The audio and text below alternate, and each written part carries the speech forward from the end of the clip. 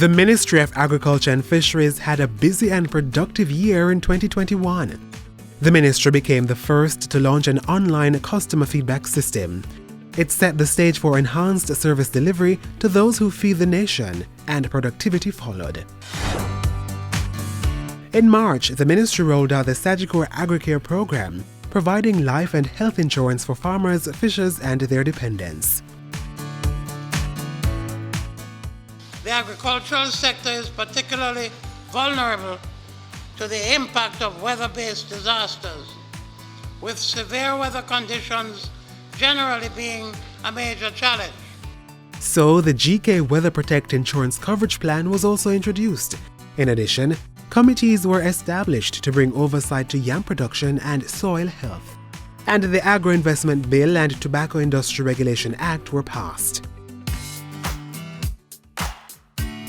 As government's mission to recover stronger began bearing fruit, mango exports increased by 53.3%, as approximately 680,968 kilograms were exported to Canada, the United Kingdom, and the United States.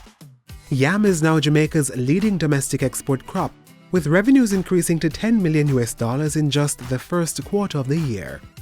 For the April to June 2021 quarter, overall domestic crop production increased by 20.3%, livestock by 4.8%, and poultry meat by 5.05%.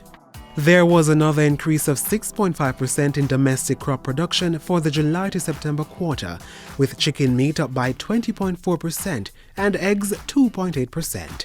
This is a testament to the continued resilience and commitment of our farmers to the sector, thus ensuring that we have food on our tables. In efforts of boosting plant production, an $18.4 million plant and pilot project was launched in collaboration with the Banana Board. Still, there were challenges as tropical storms Ida and Grace threatened output. Following the floods, the ministry provided $340 million to assist farmers with seeds, planting materials, and fertilizers. Government also spent $20 million to purchase cocoa from farmers, while $5 million was contributed to establish a cocoa processing facility in St. Thomas. A national small ruminant development program was launched to benefit over 6,000 registered farmers.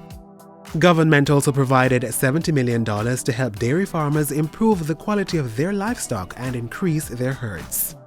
They later launched the National Livestock Genetic Improvement Program, which allows cattle and small ruminant farmers to improve the genetic potential of the local herds. Included in this genetic improvement program is the use of selected goat semen and embryos known for their high level of milk and meat production. As we continued our drive to ramp up goat production.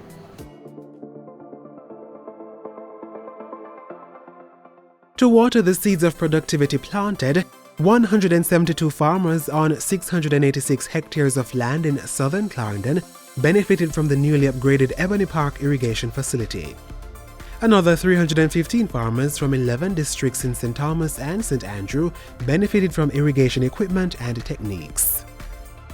And farmers in South St. Elizabeth welcomed two 6,000-gallon water trucks. We're lowering their cost of production so that they can get greater returns so they can reinvest in their business. Under the Drought Adaptation and Mitigation Program, over 270,000 gallons of water was trucked to 136 affected farmers.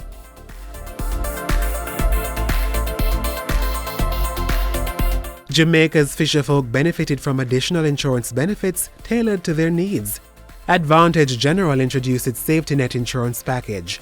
This offers protection for accidental loss or damage to fishing vessels and accessories by fire, malicious acts, theft, and natural disasters. It protects them both at sea and on land, even when they put their vessels to be repaired. A satellite-based vessel monitoring system was also piloted to strengthen the safety mechanism for fishers while at sea.